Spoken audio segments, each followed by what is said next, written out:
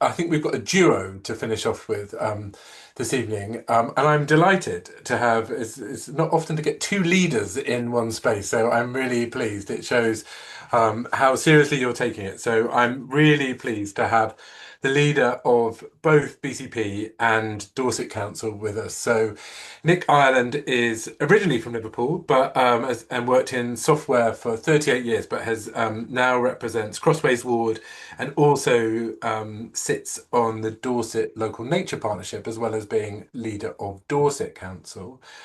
And Councillor Millie Earl is the leader of Bournemouth, Christchurch and Poole Council, elected in 2019 and leader since 2024, and really committed to getting regeneration and the equity of getting new communities right as well. So you're both very, very welcome. I think you're going to do us a double act to help us finish off this series of presentations. So over to you. Hopefully share my screen. Is that working? That's good. Yeah, great. Yeah, you can. Okay, cool. So as you've just said, I'm leader of Dorset Council. I'm Nick Ireland. So Millie and I are going to do a double act. She's going to do most of the planning stuff and I'm going to do most of the nature stuff. So I'll hand over to Millie because the next slide is her. Thanks, Nick, and it's really good to be here today. It's been fascinating actually hearing the other presenters. There's certainly things in there that I wasn't aware of, so it's been a really good learning experience actually for both of us, I would say, as leaders of the local authorities. So I'm Councillor Millie. I'm the leader of BCP Council, but I'm also the portfolio holder for regeneration and planning on the council. So quite a really interested in what we've heard today. I'm going to tell you a little bit about BCP, which, if you're not aware, it's Bournemouth, Christchurch and Poole. It is a very large conurbation to the east of Dorset. I would say when I talk about our area, we really do punch well above our weight. Although we are 3 towns, we, as well as lots of districts and even some villages around the edges, we are, a lot of people would describe us as really a kind of city style area that are with indistinct boundaries between us, and also some of those assets that are more common in a city, whether that's, you know, Premier League football club or global brand names like Lush or JP Morgan, and also having 3 universities as well. However, coupled with that kind of city style living, that really urban environment, we also have some of the most sensitive and nature rich places in the UK. We actually declared our climate and ecological emergency really early on, with a commitment to becoming carbon neutral by 2045. But from a sort of planning perspective as well, development is really difficult. We have sea on one side, we have 2 absolutely beautiful harbours, Christchurch and Poole, and to the north of our area we have really distinctive, unique heathland, which is just beautiful. So we have real constraints within our ability to develop. Not a lot of green belt, not a lot of space in between houses, not a lot of vacant land. But we have really set an expectation in our area to focus on those brownfield sites that we've got. One site that goes against kind of that sense of not having anywhere we can develop is actually that we have the largest brownfield site in the southwest, and that is our power station site down on Hulls Bay, which brings a lot of opportunity for us. I would just add that we do have really astronomical housing numbers. I'm going to talk a little bit more about them further and what that means for our area, and for our whole county, in fact. But we really need to ensure that our green spaces are those which support the growth that the government requires and actually enhance the quality of life for our residents, and of course for the biodiversity that we feel very much we're stewards over. I'll just mention we have a local transport plan, which is coming through both of our councils at the moment. It really drives how we travel sustainably around our conurbation, or how we need to, and also wider across the county. We are within that policy, and within policies that are coming through our councils, we do think quite broadly about those high densities that the government has in mind for us to deliver. And along that same track, we're also working with Somerset and Wiltshire, both of us, Dorset and BCP, pushing for devolution to really enable us to get those powers so we can better plan for growth and be able to meet the needs of our community within that kind of national framework too. So Nick, I'll hand back to you. Thanks, Millie. So in comparison with the BCP, we are mostly rural. Our population is slightly smaller, 385,000 plus change, I think, at the last count. So our biggest conurbation is around the Weymouth, Portland, Chickerell area, sort of in the middle of our patch, because we have lots of market towns, which are really important, and obviously coastal towns, which attract lots of tourists, such as Lyme Regis, Swanage, Weymouth, etc. We have two national landscapes, I think has been mentioned earlier in the presentation. So Dorset National Landscape, and also Cranbourne Chase National Landscape, which obviously overspills to Wiltshire and Somerset, I think. We are home to the Dorset Innovation Park, which is the old Wentworth nuclear site, for those who know that. It was, and it still is, the only enterprise zone in the whole of England that loses money. But we're basically put a lot of effort into that, and next year it'll at least break even and generate some more jobs, well-paid jobs as well. We declared a climate emergency at the very first meeting of Dorset Council back in 2019 when we became a unitary. We had to suspend standing orders to do so. I mean, we certainly weren't the first council by any means to obviously declare a climate emergency, but we felt it was really important that Dorset Council should start off on the right foot and declare a climate emergency. And subsequently, when we changed power, Lib Dems took power in 2024.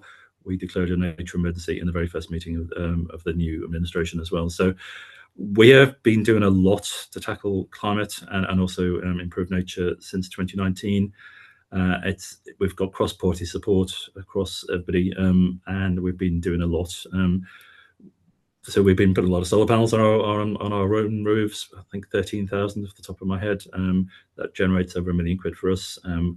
We are promoting the Dorset Super Green Energy Supercluster, which you'll probably hear about, which is basically promoting Dorset, and that's Dorset as a county rather than just Dorset as a Dorset Council's area, as an area where we can genuinely make a difference in terms of generating clean renewable power, and also take part in the bigger projects such as the Celtic Sea, floating offshore wind, and potentially large offshore winds in the Channel. We did bring our carbon neutral targets forward when we took power in 2024, as it says on the screen. We are being accused, I think is probably the right word, of focusing somewhat on Weymouth and Portland. One of the reasons we're doing that is a lot of brownfield land sites there, and to be honest, not a lot has happened in the last 25 years there. We own a lot of land, and it's a big opportunity, and also keying into the green energy stuff and the blue energy as well. And we are in the process of a local plan, as our neighbours in BCP, Somerset and Wiltshire are. That is quite problematic, hitting those numbers, and Millie's going to talk about that later. But her issues are pretty much the same as ours in terms of hitting the numbers and demonstrating that we can do that. We are obviously doing a lot of BNG stuff. I think we're actually selling our own credits now. I'll talk later about the local nature recovery strategy, which Imogen's already mentioned. Maria also mentioned the design code, which we're doing, and that's going to be part of our local plan. That is the plan. And we're also working with Wessex Water, as it says on the screen, to deliver nature-based solutions to water quality management, particularly around places like Weymouth. So one of our beaches lost the blue flag status, for example.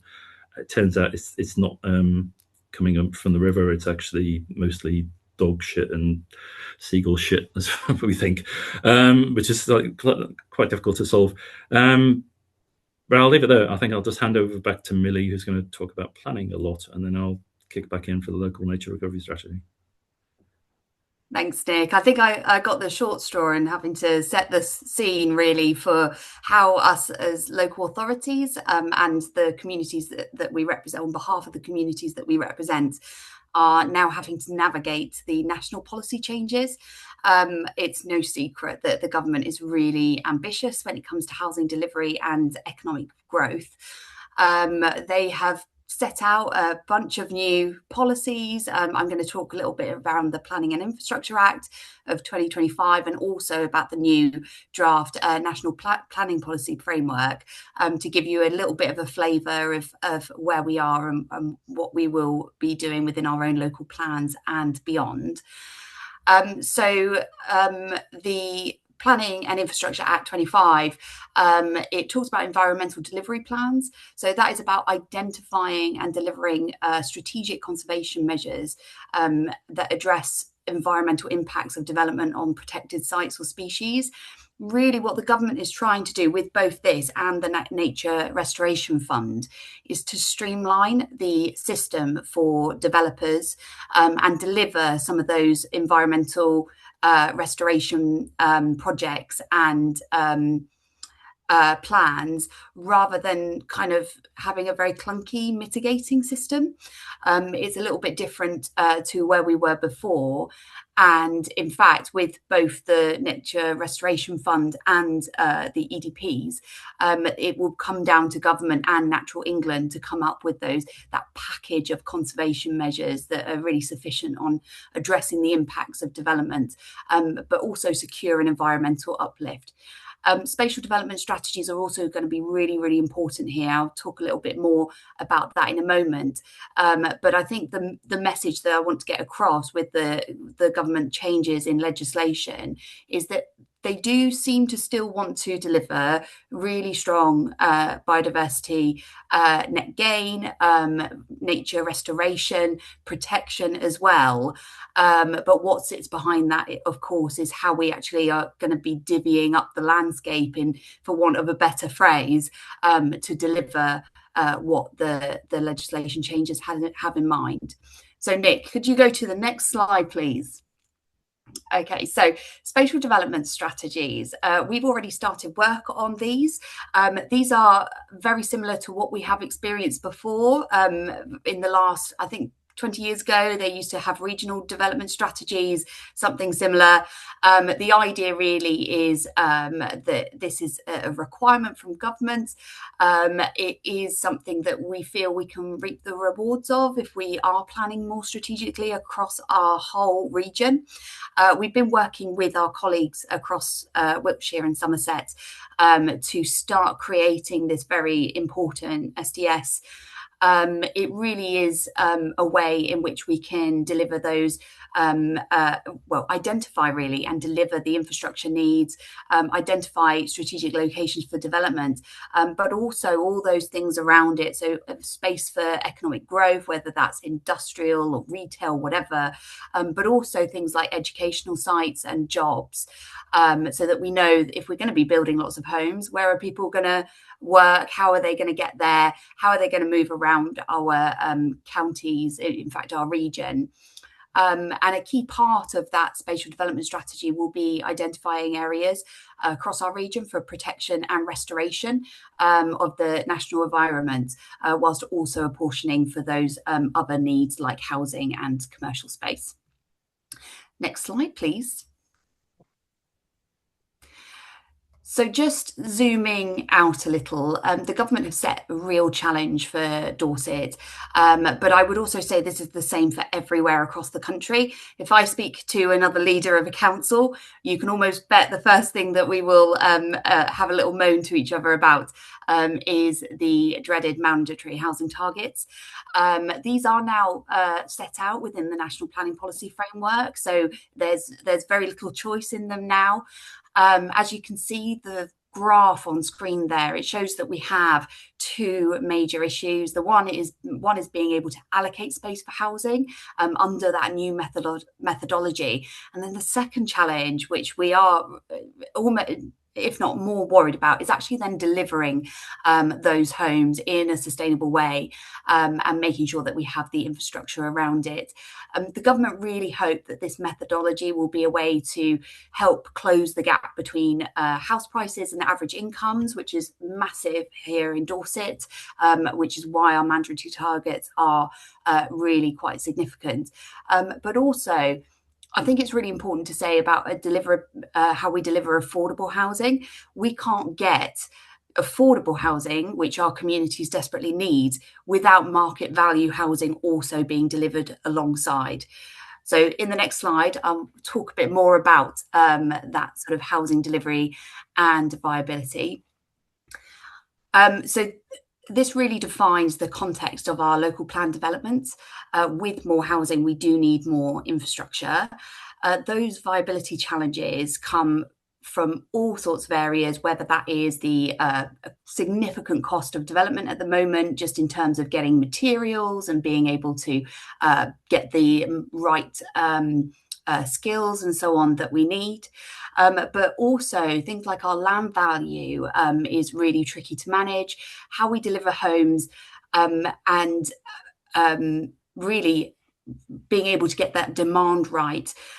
So, for example, when we have these really high mandatory targets, very little land space for them to go, we could end up delivering homes that actually don't have market value in the same way that they would have before. So, for example, if we are unable to include gardens or parking or whatever people want or need, then that will significantly then impact the deliverability and viability of housing elsewhere as well, particularly when it comes to that affordable housing and being able to offset.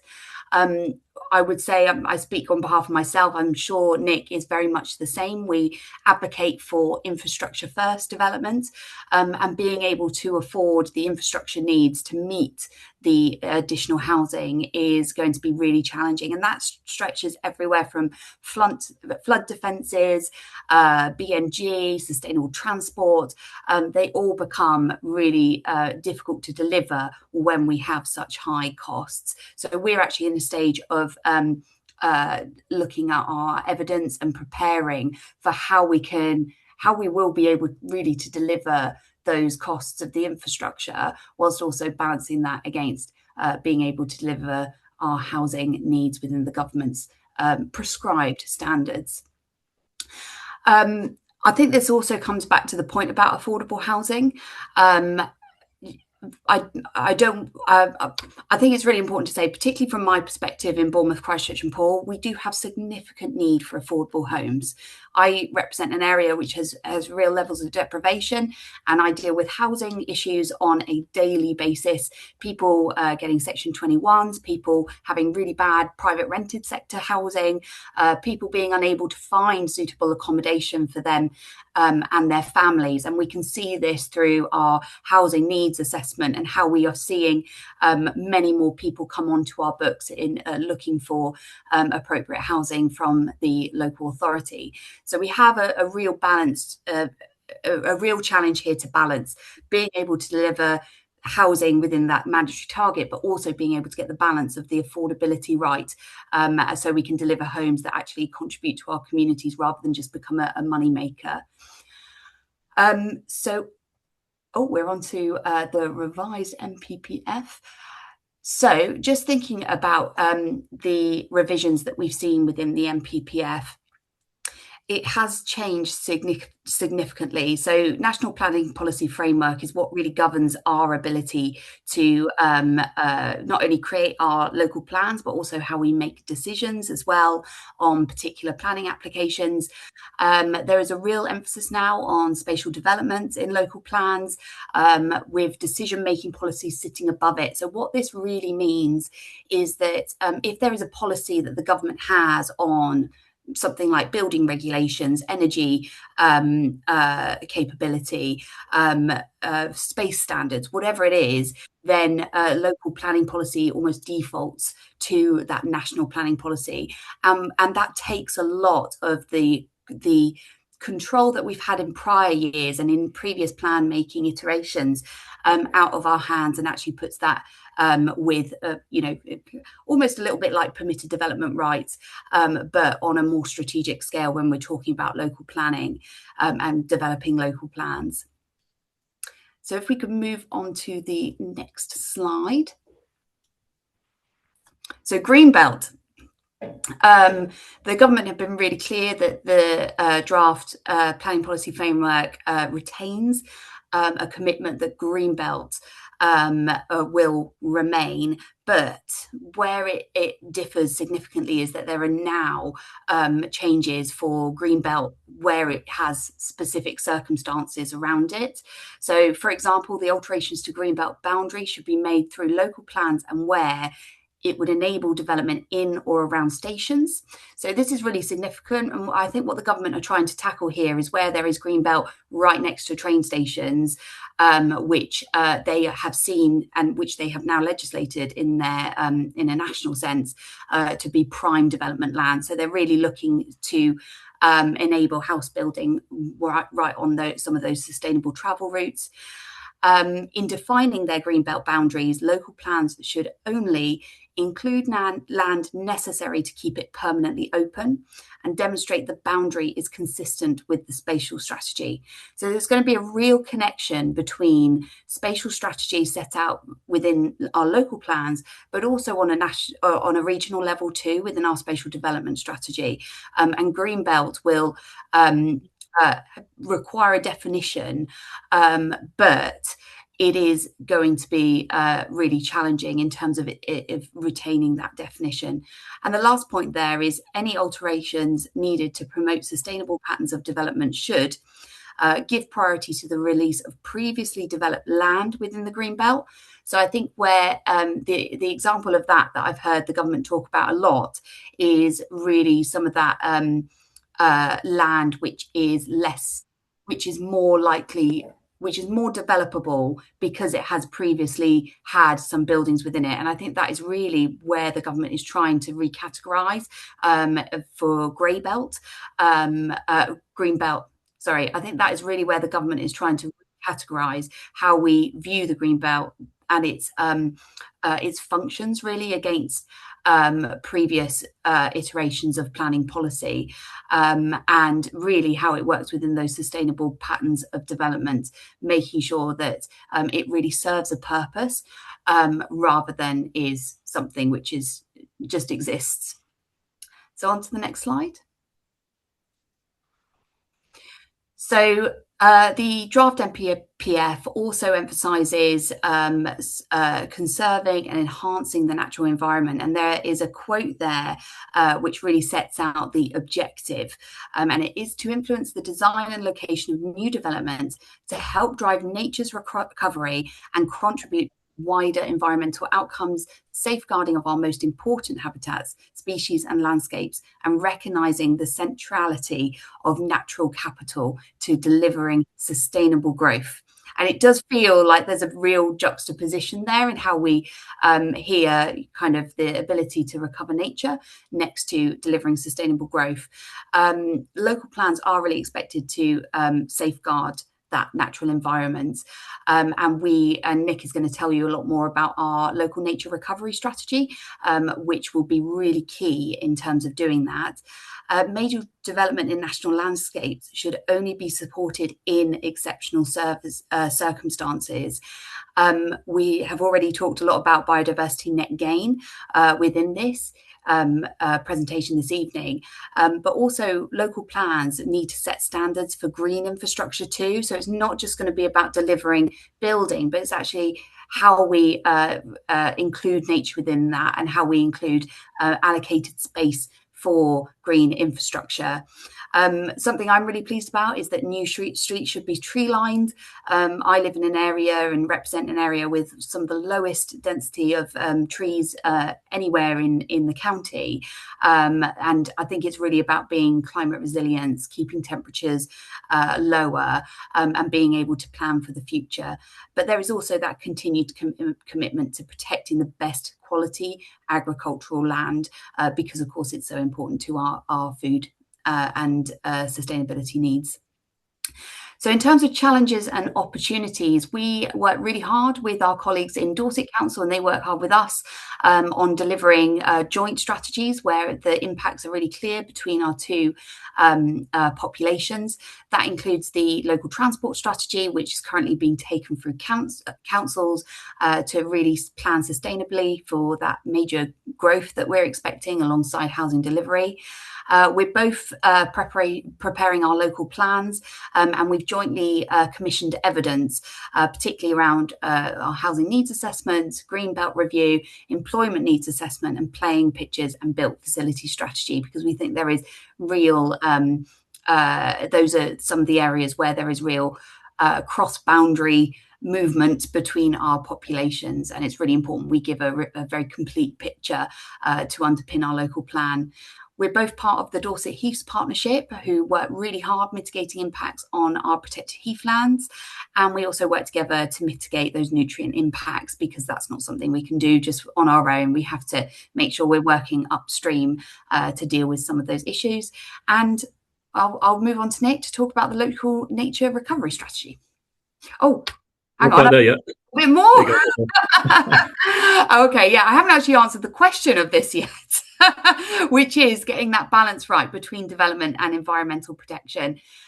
So just to start, that we do have a really positive reputation with the government, with each other, with our partners when it comes to delivering those environmental enhancements, particularly in mitigation as well, not just within our planning process, but much more broader in terms of what we're delivering for our communities. We have our local nature recovery strategy. We also have 2 recently adopted national landscape management plans. We've also been preparing those local plans to help provide that really statutory policy framework, and also work much in that much broader way across Wessex. The evidence that we do produce, it will give us that really robust basis to test both deliverability and viability, while also keeping in mind those really important environmental areas that we both have across our areas. And we're also looking forward to that spatial development strategy for Wessex. And I think that will be a real driver for how we can work as strategically as possible across our region to deliver the best for residents and the best for nature as well. Thanks, Millie. So I'll canter through this really quickly because I know we're running out of time. So local nature recovery strategy, it's a Dorset county document. So we collaborated with BCP. Dorset Council is the lead body, so we sort of host it, I guess. The actual document itself is very large. It's one of 48 strategies in England. It's part of the Environment Act, so we have to do this. Whereas, as Millie's slides show, that it's an important part of our local plan going forward. We are the responsible body. We've collaborated with lots of people. So I'll just go through the slides because, to be honest, I could read all the notes here, but the slides tell the story. So it is a shared vision. Nature in Dorset is recovering, as I mentioned about an hour or so ago, but it could be better. We are working together with our partners like the NGOs and through everybody who's got any stake in nature to basically improve what we've got and protect what we've already got as well. And I guess the outcome is everybody in Dorset is able to access nature and be involved in nature recovery. So we need to work together. So the LNRS was passed at both councils and has been adopted by the national government. And what we are now doing is basically working on delivering it. So we've set up a delivery group. This is quite a complicated map. I don't expect you to read it very easily. It is on the website. So look at it at some other point. But it basically has a visual of the vision. It's where we want the county to be. And so it is available to download. And I don't expect you to read it, so it's not a very good slide, is it really? And in the LNRS, we've got 13 priorities. It doesn't mean there aren't any others, but these are the ones we're concentrating on as a delivery group. You can read it yourself. Things like hedgerows, for example. That's the great big Dorset hedge project, for example, plus other things. Farming is really important. So Dorset Council has quite a lot of county farms, around about 40-ish off the top of my head. one of the things we're doing is we've sort of reset the management of that. It wasn't fit for purpose. And as part of that, we are, for example, insisting that new tenant farmers, new people who take over our farms, are going to farm in a sustainable way, and we will support them to do that and farm in best practice. So that's the list of priorities we're going to be delivering on. The LNRS has several maps. You can they're all on the website. You can just click on them, zoom in. The next slide will show you how, but it's essentially three main areas are the actual nature areas of natural importance, places where we actually can do things, which is the purple stuff, and also potential activities. So there's what's the best word I could say? It's easiest to look at it as opportunities to do stuff. And all these maps are also available on Dorset Explorer, which is a useful tool, which is free. And there's also an app you can get on your phone. And there's lots of other interesting stuff on Dorset Explorer, like who owns what and what roads are.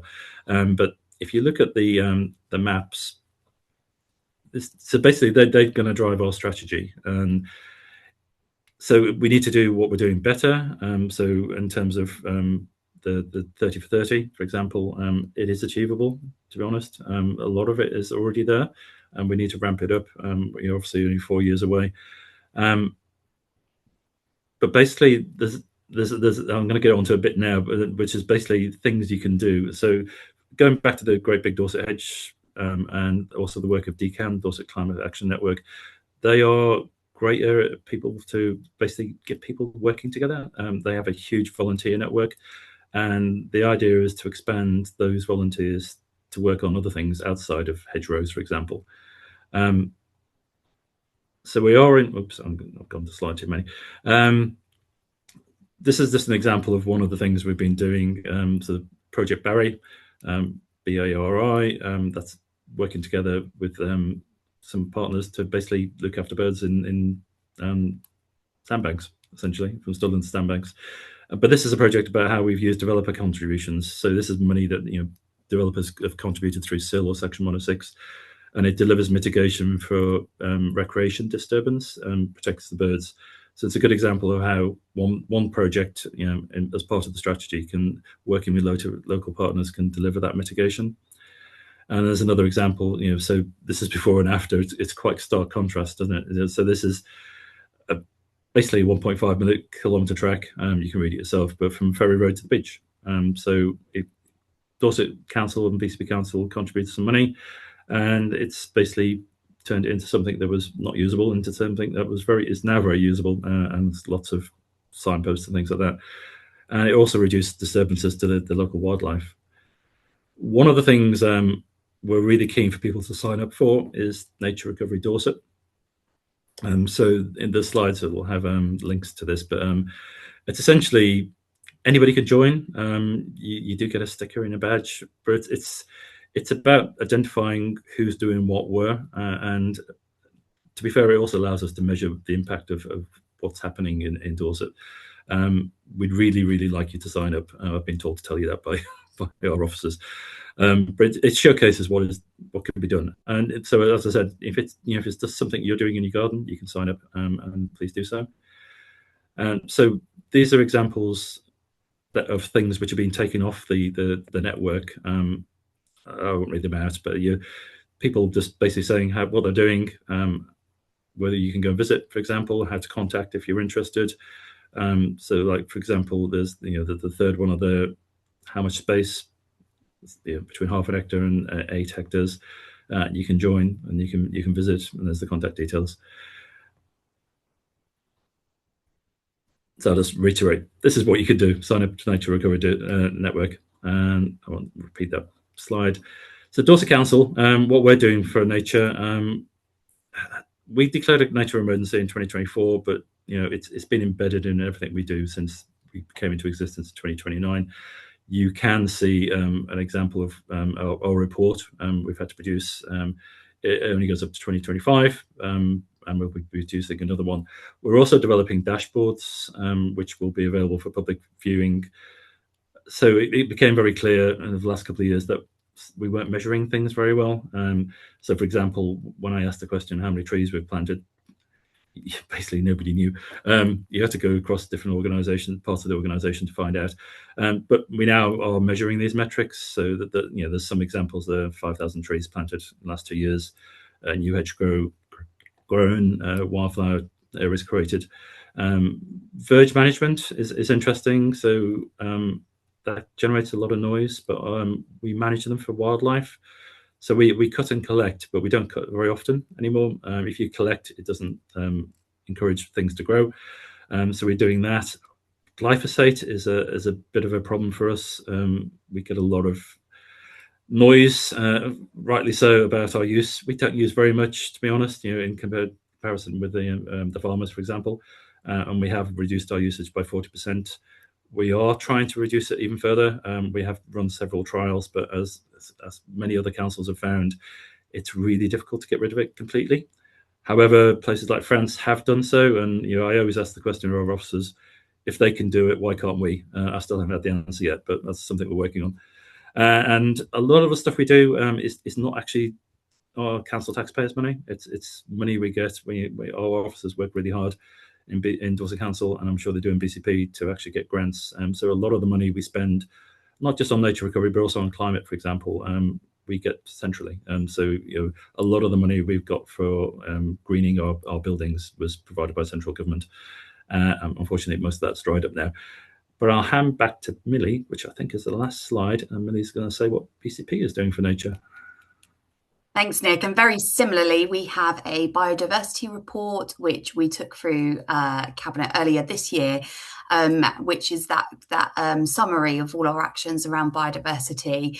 I did just want to mention the context of this. When we produced our corporate strategy nearly 4 years ago now, one theme that we wanted to be particularly strong was the importance of connecting people and nature, particularly focused on really protecting our abundant wildlife, making sure that we have access to some of the wonderful green spaces that we look after. So our biodiversity report really shows actually how we're doing that in practice. I would also just add that one of the achievements on the list there is that we are actually a nature town, and we are the first nature town. We got our accreditation before everyone else. And I would suggest reading the biodiversity report, because it kind of sets that baseline on how we can capitalise on the accreditation and build alongside the Dorset Nature Recovery Strategy with that the kind of action that sits beneath it. This isn't something, though, that is just for councils to deliver. I think it's for us, our challenge is actually engaging communities and making sure that everyone takes that role that they need to in preserving nature across our area, whether we have development or not. Thank you. I think it's probably worth mentioning as a closing that we do plan for lots of things, but we also are quite agile in responding to asks. So recently we collaborated, and both of us as councils put money into buying a bit of Upton Heath, which was at risk, and now that's under the stewardship of DWT and Imogen. So that was literally like a week and a half's work, wasn't it? It was and some crowdfunding as well, to be fair.